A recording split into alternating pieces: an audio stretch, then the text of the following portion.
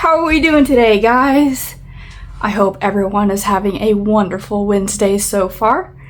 My name is McCry Stuhlin, and here on Crafting with Crow, we work on a current project from Native Crow, Taxidermy and Oddities LLC, while I tell an interesting story of a topic that is on my mind. Here are a few places you could find me, like me, share me, and subscribe to my channel to keep up with new projects and posts weekly.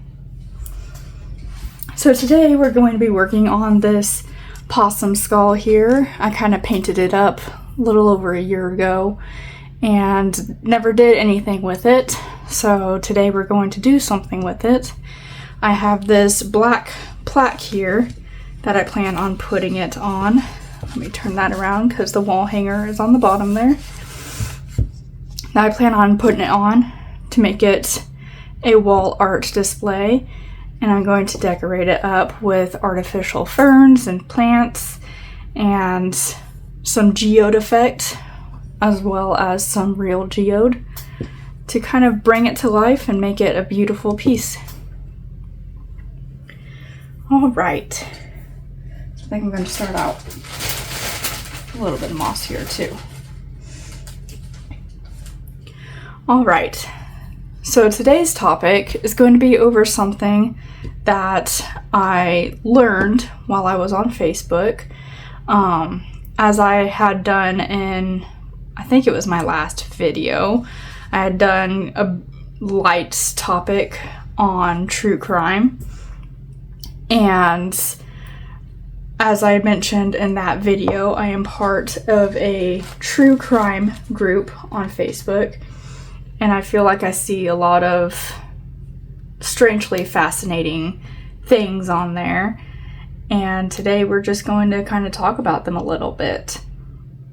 So something that I learned on there that I did not know about until just then is the story in the background behind what we all know as a very good and reliable system used to find missing or abducted children. And if you haven't guessed it yet, I'm sure you're thinking, this is the Amber Alert. Today's topic will be over the Amber Alert and where it originated from. It's honestly an incredibly sad but life-changing story. So on November 25th of 1986, a little girl named Amber Renee Hagerman was born to the parents of Richard and Donna in Arlington, Texas. She was the oldest of two children. She had a younger brother named Ricky, and she was described as a bright, energetic child who acted very mature for her age, as she kind of looked after her younger brother. She was kind of like the big sister guidance to him. She was also described as being fun and loving, being active, and full of life. So some of the things that she enjoyed doing, some of her hobbies, and some things that she did in her free time, she really enjoyed playing outside. She and her brother especially loved to ride their bicycles together. And another thing that she was known for was being part of the Girl Scouts troop. So she just really enjoyed being outdoor and exploring and learning. There was one day she and her brother had gone out to play. They were riding their bicycles in a nearby empty parking lot. And at this time, she was 9 years old. It was January 13th, 1996. She and her brother had asked their mom if they could go out and ride their bicycles, and they both rode off and left the house at around 3:10 p.m. over to the empty parking lot. Together, they rode their bicycles for a little bit, but her brother had decided he was done fairly quickly into the bike riding, and he was ready to go home. So he rode off his bike, went back home, and shortly after that, a man had pulled up to Amber while she was still in the parking lot with her bicycle. And what this man did, he pulled up to her in his dark pickup truck. He snatched her up, leaving her little pink bicycle behind, and he drove off with her. Now, there were neighbors and witnesses who saw this, and they immediately reported the situation. And shortly after it happened, the brother, along with the grandfather, started walking out there, back out to the empty parking lot. And all they saw left behind was the little pink bicycle. Amber was nowhere to be seen. Immediately, Amber's father reached out to a woman that he knew of in California, whose daughter had recently been abducted as well. Now this little girl was abducted and found deceased days later. And Amber's father was asking the mother of this child details on that case, if they knew who the man was that committed the crime, and if there were any similar patterns to Amber's case.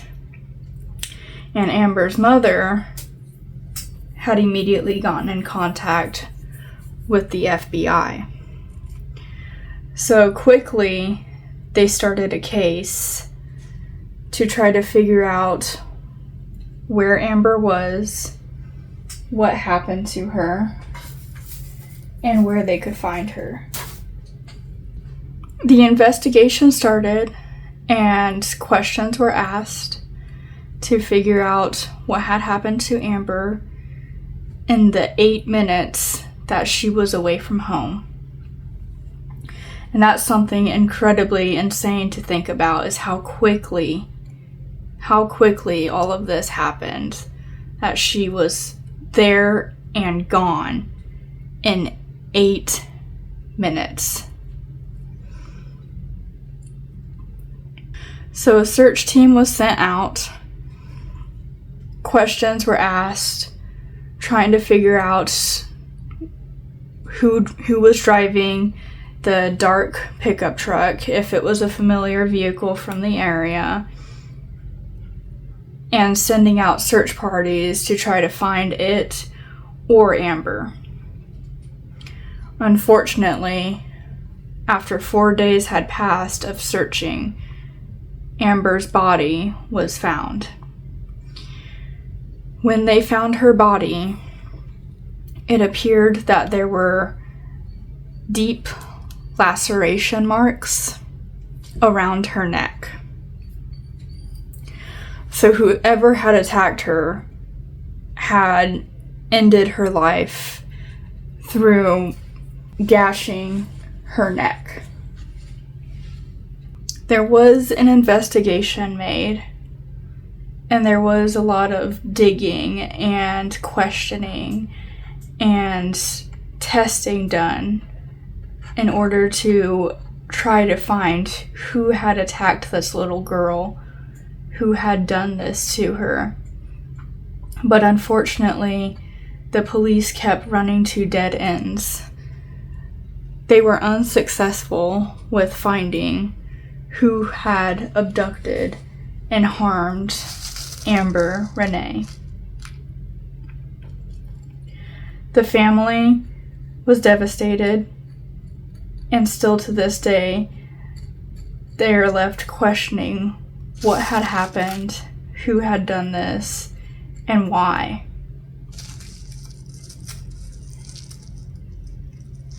It has been over 25 years, and it is still an unsolved case. The parents of poor Amber still have no answers as to who did this and what happened that day. With this family having to struggle with losing their child the way they did, and with how hard it was to quickly get her back, and the fact that she had lost her life because maybe they didn't get to her fast enough. The unfortunate act that happened to Amber has started a new legacy. Because of her story and her tragic ending, an alert has been made in her name. This alert, the Amber Alert, was made to broadcast missing children, abducted children, kidnapped, whatever the situation may be, to the public, so that the public knows what kind of vehicles to look out for, what kind of people to look out for, what the missing child looks like, and the whole community could come together to try to bring these missing children back home, rather than just relying only on the police to get this done.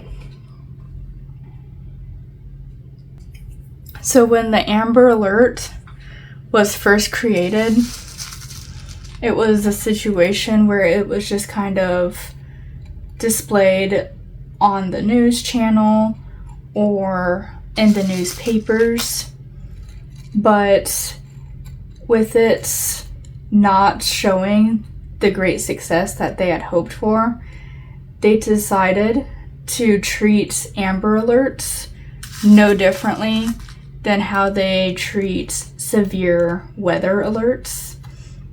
And what I mean by that is the severe weather alerts would interrupt your music on the radio or your sports game or any programs that are playing on TV. It would automatically interrupt and display whatever emergency or concern is going on in the area. So they started to do this with the Amber Alerts to see if it bettered their chances at finding missing children, and it had proven great success. So in 1996, that was the year that Amber Renee Hagerman had disappeared. And that was the year that they had decided to create the Amber Alert because of this horrible and tragic situation. In 1997 was when they made the decision to start broadcasting Amber Alerts in the same way that they do the severe weather or emergency weather situations. When they started doing it like that, the success rate was incredible. And because they had brought home so many missing children with doing their Amber Alerts in this way, to this day, we have saved and brought home over 1,200 children back to their families with using the Amber Alert. Now, it is incredibly tragic, incredibly sad that Amber suffered the way that she did when she was just outside playing with her brother, riding her bicycle, doing what she always did and what she loved to do. And some disgusting creep took it upon himself to end her life. For what? I don't know. Who would know? Only a sick person is capable of doing something like that to an innocent child. But this horrible man who never got caught, who is likely still walking around today, committed this awful crime. And as sad as it is to say, it did, in the end, bring us a new method to save and recover abducted or missing children. It betters our chances at finding them and rescuing them before something bad does happen to them. Amber Renee Hagerman had a very tragic story, a very tragic ending. Her little brother, Ricky, grew up without his big sister, and their family was forever changed. But due to her tragic story, today we now have a system in place that allows us to find these missing children and quickly get them back home. With broadcasting Amber Alerts, the news, the descriptions, everything moves very quickly, and it always betters our odds when the whole community comes together to find these missing children. So, while I am very sympathetic with what happened to Amber and her family, I am also very thankful that the world took this as a lesson and learned from it and applied a solution for it, rather than acknowledging it and then moving on. I feel like we fall into this awful pattern of stating that things need to change, but take no action to actually change anything at all. And that's something that we have to work on and fix. And Amber's story is a good example of why saying it and not doing it is not good. You must actually apply yourself and come up with a solution, because with her story and the solution we actually came up with today, we have saved over 1,200 children and brought them back to their loving families. So that's something that I did not know about. Her abduction and her story happened actually right before I was born. So all my life I've known the Amber Alert to be a thing, but I didn't realize how close it all was. Once upon a time ago, this world used to be a safer place, and parents didn't think twice about allowing their children to go outside and play. But things have changed for the worse, unfortunately, and we see more and more of it every day. A lesson that this mother has started to push onto other mothers and families is to always keep your children close.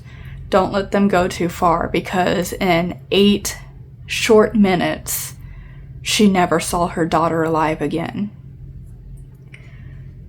It is an incredibly tragic story, and it's heartbreaking to think about.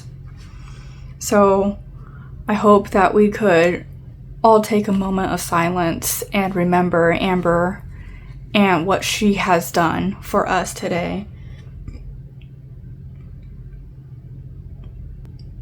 She was far too young, only 9 years old, still had so much living to do, and it was all robbed from her by a disgusting creep of a man.